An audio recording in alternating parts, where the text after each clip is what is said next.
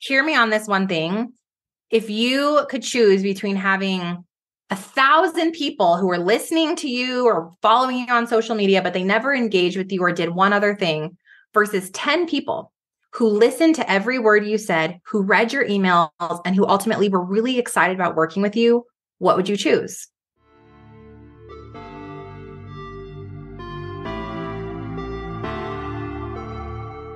Welcome to the Mompreneur Life Remix podcast, where you will learn how to remix your mompreneur life so that you can win at work without losing yourself in the process. Hi, my name is Martine Williams, and I am your host and CEO, your Chief Encouragement Officer. And this podcast is your one-stop shop to creating a burnout-proof life and business and elevating your clarity, confidence, and courage.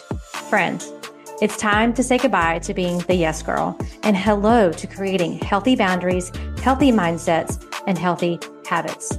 Your next breakthrough starts here. This is the Mompreneur Life Remix podcast. Let's do this.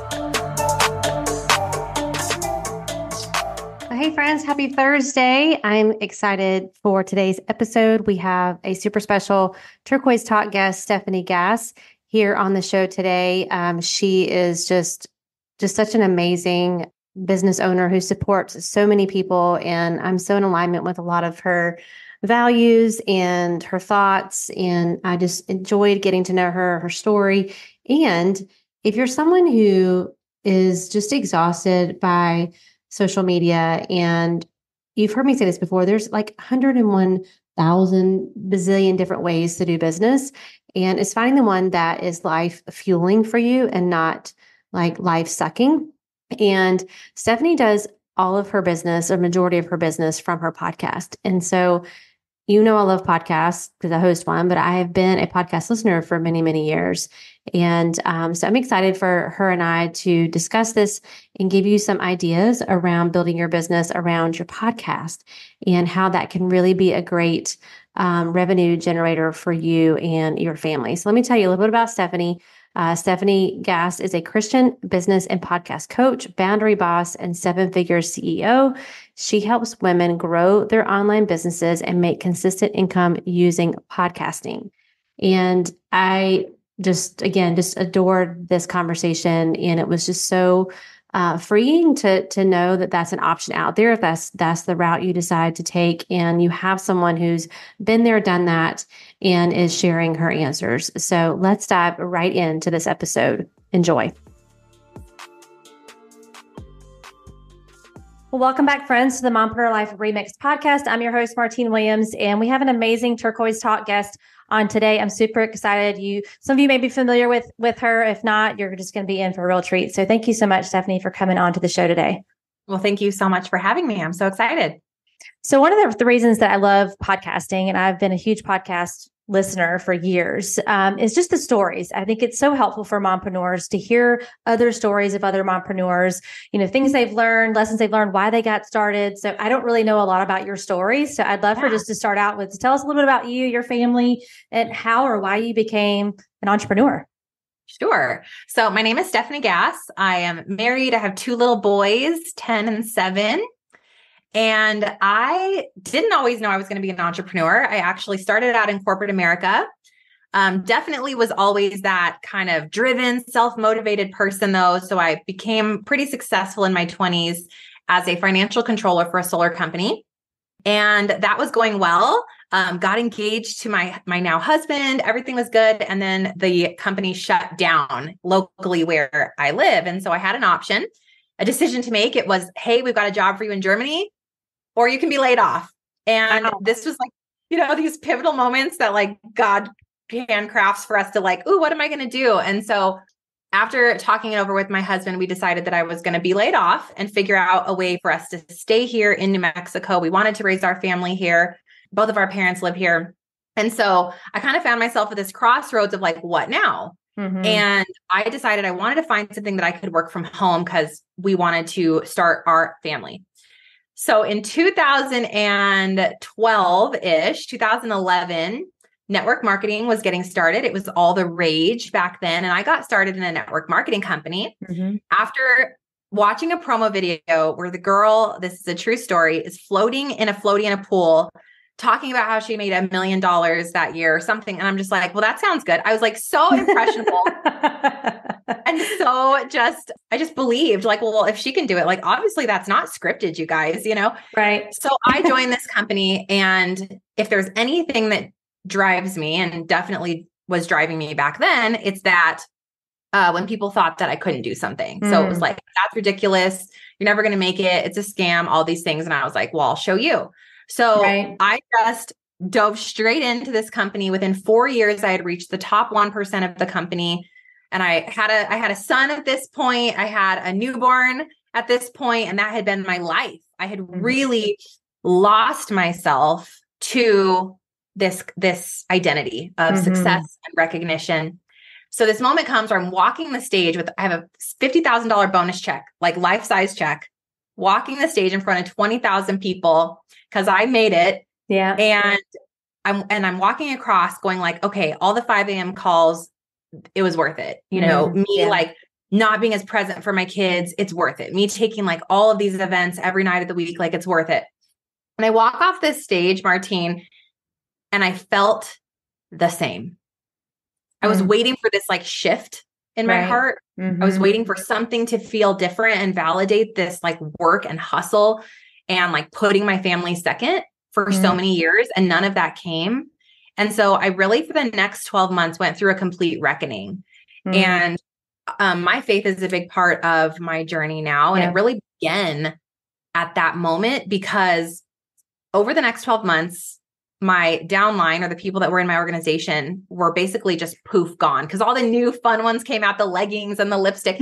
Everybody wanted the success that I had, and I don't blame them. Right. And the mistake I had made is I had built 100% of my business that was someone else's, right? Like I owned none of that. And I had really idolized it and not started asking questions around like, well, what do I want to own here? And how do I build a personal brand in addition to what I'm creating?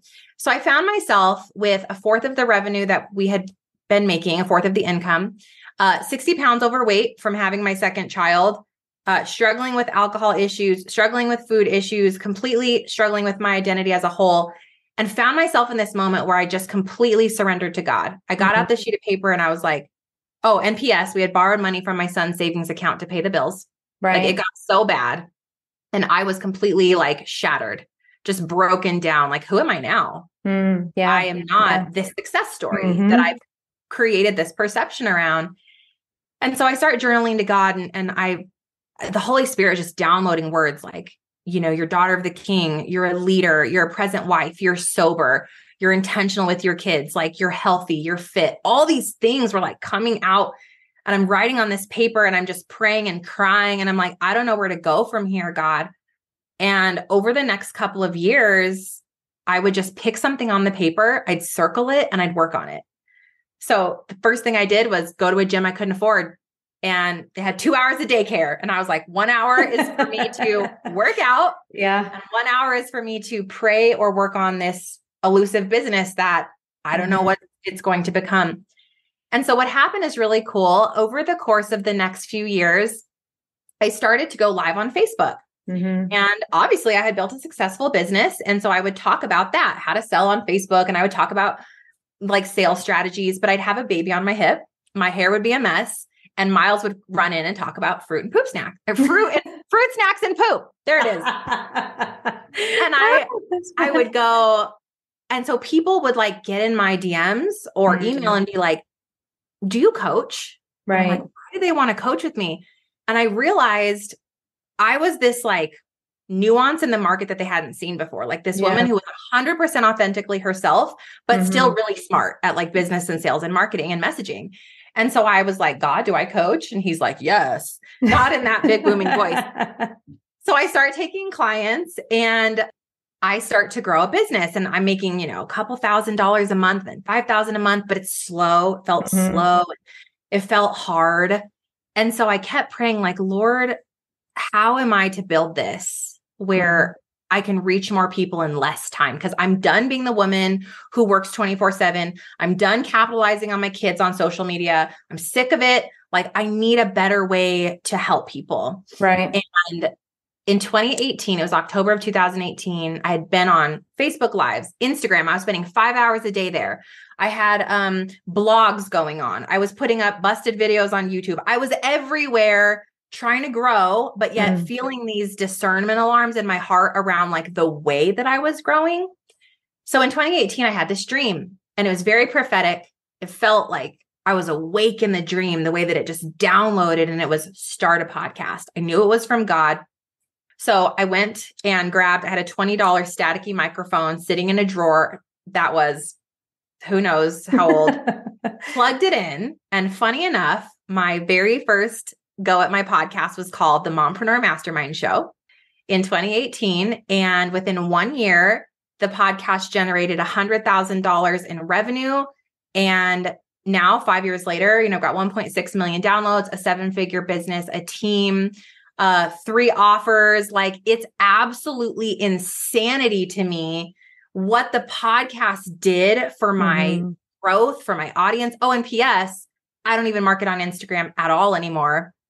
And so that is like a very long-winded answer to how did you get into entrepreneurship and where are you now? So many similarities. Number one, I'm a boy mom as well. So mine are 18 and 16. I was in direct selling. That was my background as well before I became a coach. I was in direct sales for 16 years. Wow. Just God literally called me out 2 years ago. Like, you're done there. I'm like, wait, everything is going great. What's going on here? Wow. And he was like, oh no, I have something else for you.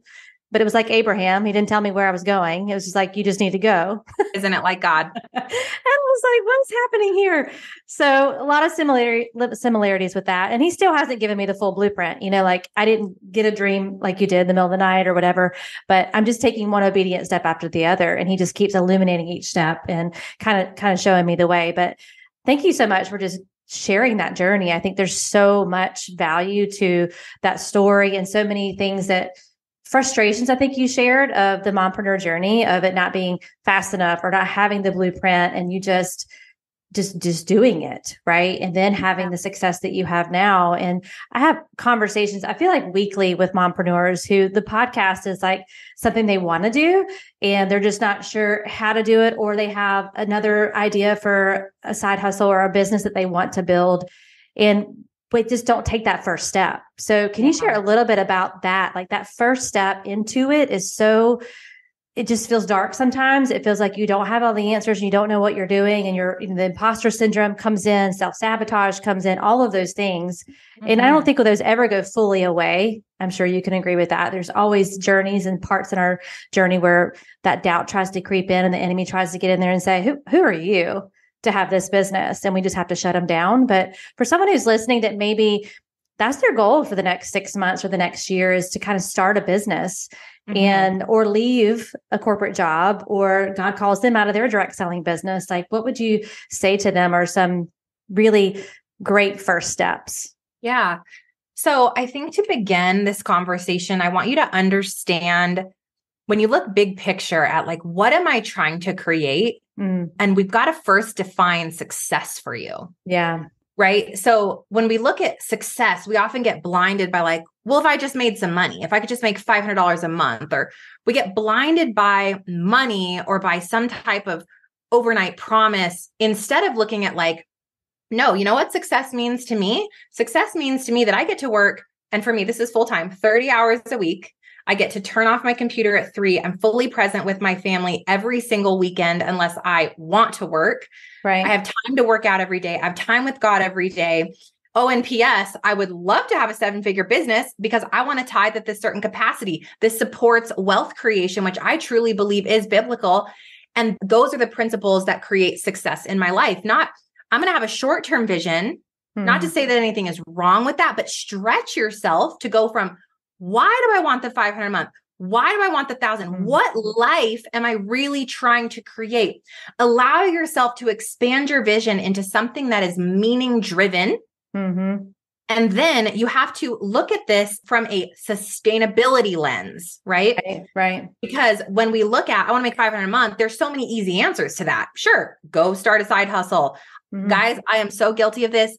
when I was panicking for money, right? Those years that were really, really dark and hard for me, I didn't just wake up and have a blueprint either. Like I wrote a messy letter full of mascara. I cried drops all over my paper, and then I cried myself to sleep over, and then ate Doritos while I watched trashy TV for 2 years. While I'm like, what is my life? Right? Like you never get a blueprint. You get the next right step. And so what I did is like, I panicked. I went and signed up for Amazon merch, started making t-shirts.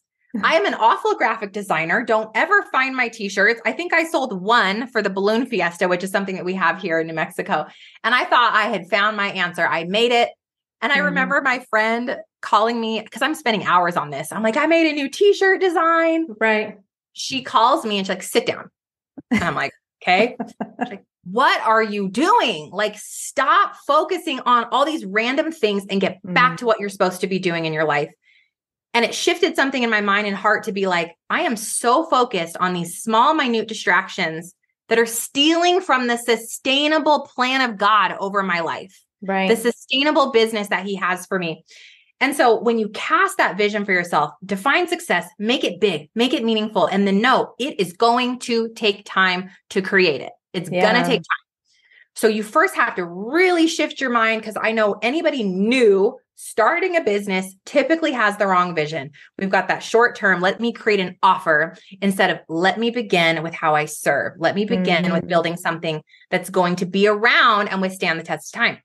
So after you kind of get those mindset shifts taken care of, the next step is something I call the simple sales funnel. So the simple sales funnel has 3 levels. Level 1 is basically your lead generation. So how are you going to build an audience? 95% of people have the wrong answer when you look at their upside down. It's an upside down triangle, right? They go, social media. That's how I'm going to grow an audience. Wrong. You are not going to grow an audience utilizing social media. Why? Because only 1% of your followers ever see your content. It's 24-hour shelf life if you're lucky. Plus, everybody is on there at the same time screaming about their own offers. Nobody is in the posture of buying, consuming information. It's just a numb out game that everybody's playing. And no shade, like I was highly addicted to social. We can totally segue into that if we want, but you got to break the chains on those things. So what I promote is you got to do long form. That's the thing that's going to really grow an audience in today's oversaturated world. If you want to have any type of online business, even brick and mortar, like how are you going to connect with people where they actually care to listen to you, to watch you, or to read from you? Well, you got 3 options and they're all sustainable. One would be blogging. This is my least favorite just because, well, A, I'm not a writer, but B, we do have AI now, which makes it a little more difficult to stand out in the blogging arena. And it takes a lot more time. So it's a slower grow. 2 is video. And this is my second favorite. I like video. I've got a YouTube channel and it's not my focus because I believe you should only focus on one thing intentionally.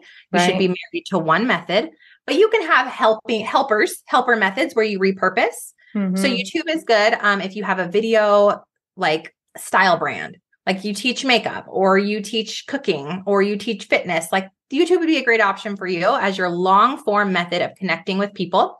But my favorite is podcasting. And so that's what I feel in the top of the simple sales funnel. Why? Because it is super easy to do. There is basically no overhead to getting into it. As long as you're consistent, disciplined, and serious about making it work, you will be successful. You can utilize SEO and all of these awesome strategies to help the podcast actually grow your audience. So that's how you start. What am I going to do? Clarity on what the heck you're going to do. One focus, and you start your long form. I'll give the high level, and then Martine, you can break it down or ask whatever question you have. Hey, friend. Can I give you permission today? Like for real, your own permission slip. Permission to get clear, to cut out the noise, mostly the noise that is going on around in your own mind, in your own head. It's just swirling. And you're asking yourself questions like, why am I stuck? Why am I frustrated? Why am I not making progress on my goals? I want to invite you to a free clarity call with me where we're going to dive in and we're going to identify what are the three main issues that are keeping you stuck? Number two, what are the mindsets around those issues that are actually keeping you from solving for those issues? It's not our skill sets, it's our mindsets that keep us stuck and hold us back. And then number three, identifying what are your next steps? We all have a next step, and we have 100% responsibility for those next steps. Your only next step right now is to go to the show notes and book your free clarity call so that we can work through this. I'm believing in you, and I cannot wait to see you on our clarity call. The second level is called nurture. So once we have lead gen locked in, which would, for me, and I recommend podcasting, the second one's called nurturing. Once we have listeners on the podcast, what do we do with them? Right. We don't just kick them to the curb. Glad you listened to an episode, like, bye. We capture the lead with our email marketing or a community, and then we nurture. We love on them. We encourage. We foster communication between our members. We ask them to reply to the emails. We really get people to feel seen and heard and valued because they are. Yeah. Hear me on this one thing. If you could choose between having 1,000 people who are listening to you or following you on social media, but they never engaged with you or did one other thing, versus 10 people who listened to every word you said, who read your emails, and who ultimately were really excited about working with you, what would you choose? Yeah. Yeah. I hope you would choose the 10 people, because for sure, those 10 people are a ripple. Okay. Last of the triangle is then the conversion. It's to get your person that's gone through 2 levels to work with you. And I teach my students the importance of one offer. So I have them begin with one thing until they've passed 100K. And it's a great principle in their mind of like, you get to go ham on one offer until you hit the 100K. Then we can think about thing 2. A mistake that a lot of new business owners make is they think, I will create a tiny offer and a funnel and a big ticket offer, and I'll coach. And like, you are going to saturate yourself and confuse your buyer to the point that nobody buys anything. Plus, we often don't have the experience and the success or the social proof to even move past one offer. Get your one offer to be highly converting, pour fuel on that fire. Then we think about what's the next step that logically, sustainably makes sense for my audience. So there's a lot in there as far as like, what is the framework that will help you as a new business owner? Yeah. I love it. Yeah. There's so many questions in there, and I'm sure there's so many thoughts that the listeners are thinking through. And I think the last thing you shared is so important, because I see it all the time. And I honestly have made some of those same mistakes of, and not giving it enough time to work, or not honing the skill of selling the one offer. So then we're like, well, let me just jump over here because I see this person over here doing this. So let me just go over here and try that. And like you said, then you end up burning yourself out because you're trying all these things. You're not learning the skill of actually selling it. And if you're someone who struggles with focus and just going all in on one thing, then you're literally trying to sell like 3 or 4 different businesses. You think of them as different businesses. So I think that's just a really key point for someone, because there's so much messaging out there to have multiple offers and to do all the little things and to do everything. Right. And it's just, I think that's why so many mompreneurs do go through burnout, or why they do quit, right? They give up on that dream. They give up on that calling or that passion that the Lord put on their heart, because they feel like it's too hard. It's too complicated. Nothing I'm doing is working. And they just don't give it enough time, before they're ready to close the door. Like you said. Yeah. And one way you can check yourself here is go back to that definition that you created of success. Did it say this has to be successful in 3 months or I quit? Does it say I need to have 75 offers? Like, talk about that. Doesn't create peace or joy in your life. That doesn't create being present with your kids. So simplify and scale back. And I think this is where, if I was to give a tactical tip here, it's eliminate so much of the consumption that you're doing as a new business owner. Like, why are you listening to 10 podcasts a week? Like, what is your next step? Do you know what your business is? If you do not know what the business is going to be, stop learning about funnels that happen when you're going to make 200K, right? Go to the step that you are and do it. Do the step in which you find yourself. And it is okay. We've all been at the step 1. We've been at step 0. I've been at step -5. Like, right. I've made every mistake. And that's why I can come to you with authority now and say what not to do, because I am guilty of all of it. But when I look now at why is my business so successful today? And it was so hard and stressful and overwhelming. And I was so frustrated and confused. And why is it this complete 180? I simplified everything. I got rid of what wasn't working. I got clear on what I was going to do, who I was going to serve. And I went 100% all in on those 3 things, the simple sales funnel. And I just lived there. I quit I really did. I quit consuming. I had like the one person I knew I was going to work with for that next right step that I had prayed for and that I had discerned over. I did what they said. And then I looked up. Now what, God? Yeah. So let go of all the pressures of all the people telling you 100 million things, because if you are so confused and frustrated, you will do nothing. Yeah. And that is the last thing God wants for you. He is not a God of confusion. No. So if you can eliminate the noise. Yeah. And if there was one massive tip I would give you, it's to just get off of social media completely while you work on building a real sustainable business. Yeah. And that's the thing. I think the belief is, well, I have to be everywhere all the time. I have to be on every social media platform. I have to be doing all the things to be successful. You know, can I have a business without being on social media? And that's why I loved kind of your messaging around, yeah, you can. I mean, your business is not going to fall apart. Even if you're trying to get to the next level in your business, it's not going to fall apart if you step away from that.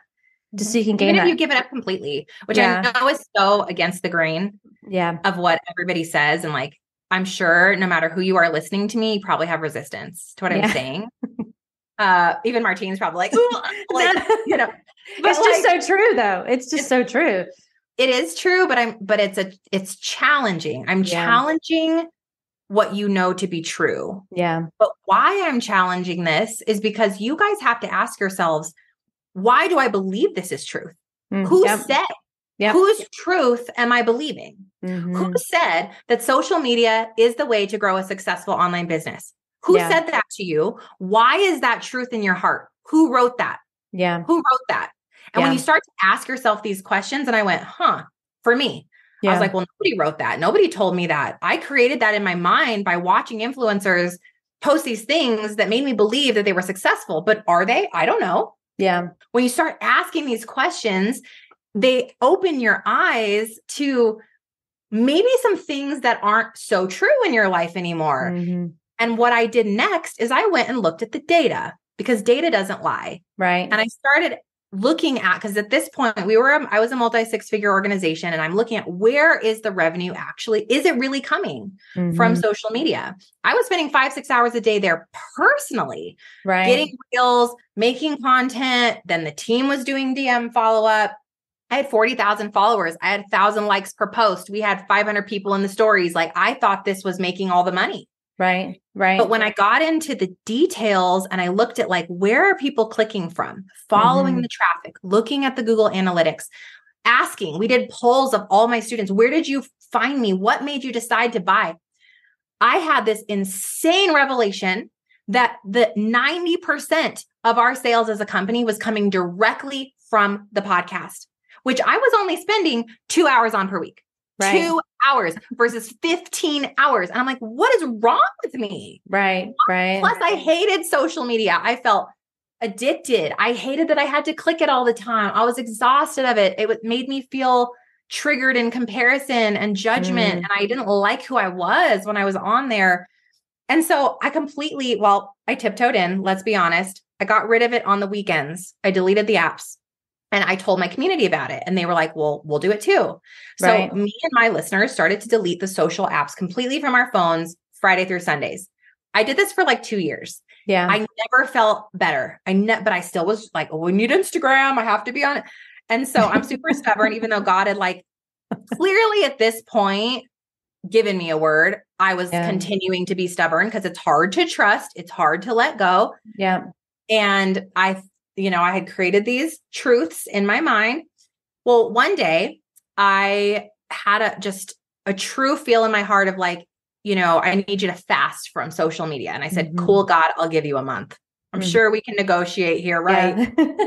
So I got off of the socials for a full month and I told my audience about it again on the podcast. And I said, let's find out what happens to my business. Mm-hmm. So we wrote down all the metrics. I told the team, no one's to touch it. No one's to go on. If I'm not, no one go, because we're going to test this thing. And Martine, in 1 month, we had more revenue than any month prior. The email list grew, the podcast grew. But the most critical thing that happened is I got 15 hours back as a CEO in my company. I had vision. I was excited. I was revamping courses.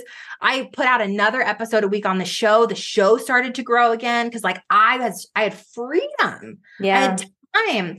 I loved it so much. And God had given me the favor over my obedient decision, right? Because I'm seeing the fruit of that decision to stay off for 6 more months. So I'm like, guys, we are not going back 6 months. We did have a Facebook group because that's where our students are. So we stayed on the Facebook groups to be, transparent, but Instagram was gone, Twitter, none of that. We weren't posting in any of those places. Wasn't doing paid traffic, none of it at that time. And everything exploded. I mean, exploded exponentially. And that's when I knew like, this is bigger than me. This is a message that people need to hear. What is the way in which you're being called to serve, and know that that one way that you're being called to go all in is the answer to your sustainable success. Yeah. Yeah. And if it is, in fact, not social, why are you still there? Right. Yeah. And powerful questions to ask yourself. It is. It is. And I think we don't take the time to answer those questions. We feel, we feel the nudge, we feel the little tug, we, maybe hear the voice and we're like, no, I still have this belief over here that this is where I have to play and do all the things. And what I heard and even felt like in my spirit when you were talking was just this release and simplicity that came over your life and over your business and that one focus.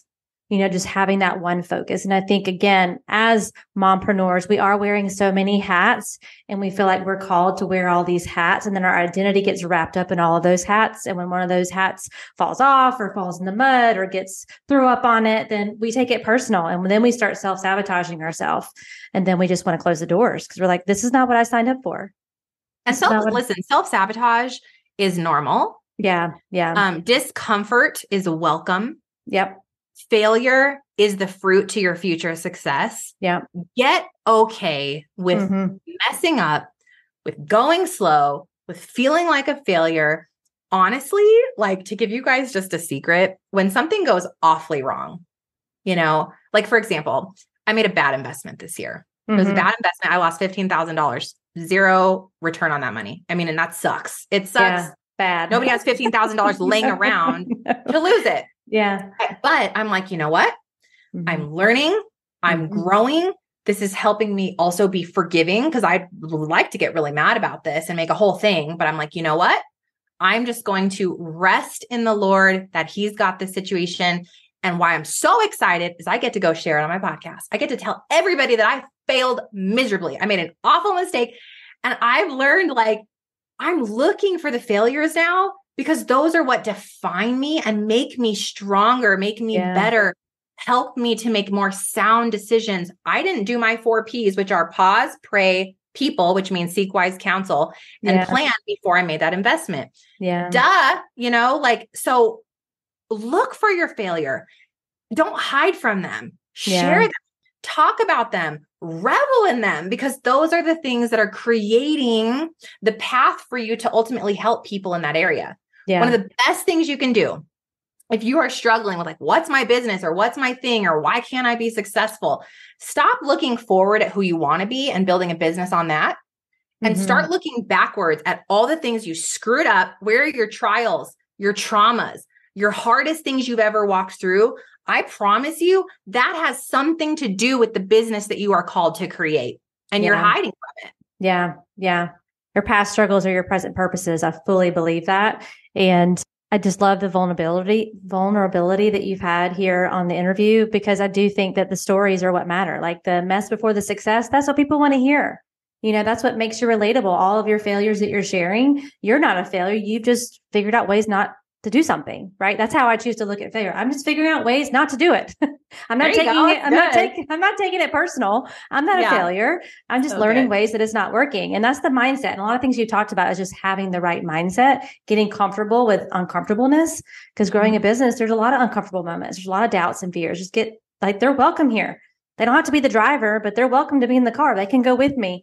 I'm just not going to choose to allow them to drive the vehicle. So it's easy for, people are saying, well, that's easy for y'all to say. Y'all have established businesses, but we've all experienced it in the different levels of the business. We experience these same things again. You just have to catch them quicker, catch those mindsets quicker, check them, catch them, check them, change them. They're the three things that I tell my clients because are those true? Are they factual, or are they just lies that are being thrown at you? Those darts that are being thrown at you. So, well, where's the best place? So are you on social? Like, I know someone's thinking, well, where is she now? Is she on social? I definitely wouldn't connect with me on social. You won't find me there. I would come and listen to my podcast. That is where I live. That is my house. It's called Online Business for Christian Women. You can also search for my name, Stefanie Gass, Gass. And I have a website, stephaniegass.com, with lots of free workshops. Actually, I have a workshop I was telling Martina about at the beginning of today's conversation, which teaches you how podcasting works to grow a business that makes money. And so that is a 40-minute live class. If you want to come hang out with me, it's totally free at podcastforgrowth.com, or on my website. I have lots of other goodies that you guys can come and check out. That's awesome. Well, thank you so much for coming on the show. This week, we could have talked for another couple of hours, but maybe we'll have you come back on the show and talk again. But I really appreciate you coming on, taking the time and sharing with everyone. And I know they're going to go check out your podcast, and they're going to go check out your free course that you have out there, a masterclass for them. So thanks so much. You're so welcome. All right, friends. Well, I'll catch you on the next episode, and I'm believing in you always. Well, that's a wrap, friends. Thank you for tuning in to today's episode. I really hope it met you right where you are and gave you some encouragement for your day. Could you do me the biggest favor and leave me a rating and review? Seriously, it's the best way for you to support the show. And while you're there, be sure to follow the show so you never miss an episode. Thanks again. And until next time, I am believing in you always.